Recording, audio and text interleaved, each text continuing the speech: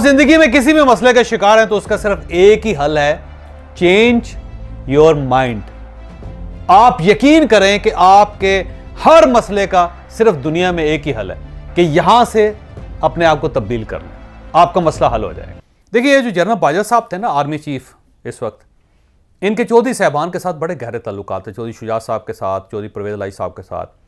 बल्कि इवन जब गवर्नमेंट ख़त्म हो गई इमरान खान साहब की, तो चौधरी परवेज इलाही साहब को जनरल बाजवा साहब ने मैनेज करके उन्हें चीफ मिनिस्टर बनवाया पंजाब का, और उसके बाद चौधरी परवेज इलाही साहब चीफ मिनिस्टर बन गए। और चौधरी परवेज इलाही और चौधरी शुजा साहब को जनरल बाजवा साहब जो है वो पीटीआई के अंदर भी लेकर आए, और पीटीआई के अंदर वो बड़े इंपॉर्टेंट रहे, आपको पता होगा, जो 3.5 साल थे। अब ये जो रिलेशन ये बना कैसे था?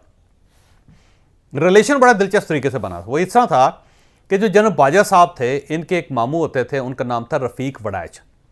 ये जो रफ़ीक वड़ाइच हैं, ये बेसिकली इंजीनियर थे और ये पीटीवी में काम करते थे।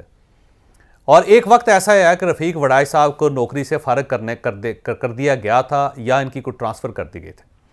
जब ट्रांसफ़र हो गई तो अब रफ़ीक वड़ाइच साहब के पास कोई सिफारिश नहीं थी कि किसी से सिफारिश करवा के, जनरल ज़िया-उल-हक का दौर था, कि सिफारिश करवा के अपने आप को दोबारा वापस से इस्लामाबाद ले आएँ, या ये जो नौकरी का इनका प्रॉब्लम बना हुआ उसको सॉल्व किया जा सके। तो एक दिन ये रफ़ीक वड़ाइच साहब अपने घर से निकल रहे थे, इन्हें बताया गया कि चौधरी साहबान जो है वेस्टेज रावलपिंडी में रहते हैं, और वो बड़े खुले दिल के बंदे हैं, उनसे अगर कोई बंदा सिफारिश करे तो वो फ़ौरन उनकी बात मान रहे हैं। उस वक्त इनके वालिद साहब भी जिंदा थे, ज़हूर इलाही साहब है। तो रफ़ीक वड़ाइच साहब जो हैं वो अपने घर से निकलने लगे, तो उनका जो भांजा था उसका नाम था कमर जावेद, जो बाद में जनरल बने। उस वक्त उन्होंने आर्मी में अप्लाई किया हुआ था सर, उस वक्त वो आर्मी में भर्ती नहीं हुए थे और वो पढ़ रहे थे, तैयारी कर रहे थे।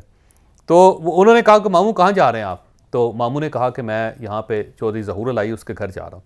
तो उसने कहा मैं भी आपके साथ चलता हूँ। तो मामू और भांजा दोनों जो है वेस्टेज में वो पहुँच गए चौधरी ज़हूर इलाही के घर। अब वहाँ पे उनके चौधरी ज़हूर इलाही साहब के घर के इशू ये था कि जो भी वहाँ पे आता था सबको बिठाया जाता था, सबको चाय पिलाई जाती थी, किसी को इनकार नहीं किया जाता था। वो अगर चौधरी ज़हूर इलाही साहब से मिलना चाहता तो उसे चौधरी ज़हूर इलाही साहब से मिला दिया जाता था। उस वक्त शुजा साहब और परवेज़ इलाही साहब तो आम नौजवान थे। बहरहाल रफ़ीक वड़ाइच साहब ने कहा कि जी मैं चौधरी ज़हूर इलाही साहब से मिलना चाहता हूँ। तो उन्होंने कहा जी वो थोड़े से मसरूफ़ हैं, लेकिन आप यहाँ पे बैठें। उनको बिठाया गया, उनको पानी पिलाया गया, उनको चाय पिलाई गई, खाने का वक्त हुआ उनको खाना खिलाया गया दोनों को, और उनसे कतई नहीं पूछा गया कि किस सिलसिले में आप आए हैं, क्यों आप मिलना चाहते हैं। तो उनको बिठाए रखा। उसके बाद जब चौधरी ज़हूर इलाही साहब फारग हुए तो उसके बाद ये दोनों अंदर चले गए। तो वहाँ पर रफ़ीक वड़ाइच साहब ने कहा जी कि मैं इस तरह काम करता हूँ, मेरे ऊपर ये इशू है, अगर आप मेरी सिफारिश कर देंगे तो मेरा मसला हल हो जाएगा। तो चौधरी ज़हूर इलाही साहब ने उसी को फ़ोन कमाया। फ़ोन कमा के उन्होंने जो मिनिस्टर था उस वक्त, इंफॉर्मेशन मिनिस्टर, उससे बात की, उससे कहा कि ये मेरा अजीज़ है, तो आप ज़रा मेहरबानी करें इस पर। लेकिन उस वक्त ये याद रखिएगा कि रफ़ीक वड़ाइच साहब जो है ना कोई अजीज़ नहीं थे, उनके फर्स्ट मुलाकात थी उनके साथ। लेकिन चौधरी ज़हूर इलाही साहब ने बाकायदा फ़ोन किया। फ़ोन करने के बाद इन दोनों को बाहर गाड़ी तक छोड़ने आए और वहाँ से इनसे मिल के इनको भिजवा दिए। और उसके बाद आप देख लें कि रफ़ीक वड़ाइच साहब जो थे उनका काम हुआ या नहीं हुआ, लेकिन जनरल बाजवा साहब के जहन में पूरी ज़िंदगी के लिए नक्श हो गया कि ये लोग बड़े अच्छे हैं। उसके बाद वो फ़ौज में भर्ती हुए, फ़ौज में भर्ती होकर तरक्की करते रहे, फिर वो आर्मी चीफ बन गए। जब वो आर्मी चीफ बन गए तो उस वक्त चौधरी शुजात और चौधरी परवेज़ इलाही साहब ने मुबारकबाद के लिए उनको फ़ोन किया। जब ये फ़ोन गया तो जनरल बाजवा साहब ने उनको बताया कि मेरी पहली मुलाकात जो आप लोगों से हुई थी वो उस वक्त हुई थी जब मैं अभी फ़ौज में भर्ती नहीं हुआ था, और पूरा वाक़या सुनाया कि इस तरह चौधरी ज़हूर इलाही साहब मुझे मिले और उस वक्त आप दोनों से मेरी मुलाकात भी हुई थी, मैंने सलाम भी लिया था आपसे, आप बड़े अच्छे लोग थे, आप लोगों ने उस वक्त मुझे चाय पिलाई थी, हमें खाना खिलाया था, जबकि आप लोग हमें जानते ही नहीं थे। तो ये एक ताल्लुक़ था छोटा सा, उस ताल्लुक़ ने देखे किस तरह पे बैक किया सब। सेम इसी तरह मैं चौधरी साहबान की फैमिली के वाक़या आपको दूसरा सुनाता हूँ। वो इस तरह था कि चौधरी साहबान जो ज़ाहिर गुजरात के रहने वाले हैं, तो वहाँ पे एक सीनियर सिविल जज आया था। सीनियर सिविल जज गुजरात पहुँचा तो उसके पास रहने के लिए जगह नहीं थे। तो उसे किसी ने कहा था कि चौधरी ज़हूर इलाही साहब जो है ना, उनसे अगर आप कहोगे ना तो वो छोटे छोटे मसले वो हल कर देते होते हैं। तो उसने चौधरी ज़हूर इलाही साहब से रब्ता किया। उन्होंने कहा जी मैं जज हूँ, और ये याद रखें कि मैं आपके सिलसिले में जब कोई काम आएगा तो ज़रूरी नहीं है कि मैं आपका काम करूँ, क्योंकि मैं मेरिट पे चलता हूँ। तो अगर लेकिन इसके बावजूद मुझे रिहाइश का प्रॉब्लम है यहाँ पे, तो ऐसा मुमकिन है कि मेरे लिए आर्जी तौर पर रिहाइश का बंदोबस्त हो जाए। तो चौधरी ज़हूर इलाही साहब ने फौरी तौर पर कहा कोई मसला ही नहीं है। तो उन्हें एक घर उन्होंने ले दिया। कुछ अर्सा वो जो सिविल जज थे वो और उनकी फैमिली उस घर में रहती रही। फिर उनको सरकारी घर अलाट हो गया, वो अपने घर में चले गए। लेकिन उसके बाद चौधरी ज़हूरुल्लाह साहब ने कहा कि आपका जो बेटा है मुझे बड़ा अच्छा लगा है, तो इसने कहीं अप्लाई किया हुआ। उन्होंने कहा जी इसने FC कॉलेज में अप्लाई किया हुआ है। तो चौधरी ज़हूरुल्लाह साहब ने कहा कि कोई मसला नहीं, मैं उसके बोर्ड का डायरेक्टर हूँ, तो मैं इसके बच्चे को ना, मेरे पास सीट है तो मैं वहाँ पे दाखिला करवा देता हूँ। तो चौधरी ज़हूरुल्लाह साहब ने उस बच्चे का दाखिला करवा दिया। वो बच्चा बाद में तरक्की करता हुआ, CSS किया, CSS करने के बाद तरक्की करता हुआ वो फेडरल सेक्रेटरी बन गया। और जब फेडरल सेक्रेटरी बना तो उसमें जनरल परवेज़ मुशर्रफ साहब की गवर्नमेंट आ गई और जनरल परवेज़ मुशर्रफ साहब ने उस सेक्रेटरी को अपना प्रिंसिपल सेक्रेटरी बना दिया। और जब प्रिंसिपल सेक्रेटरी बनाया तो वो सबसे तगड़ा होता है ऑफिसर, याद रखिए, ब्यूरोक्रेसी में।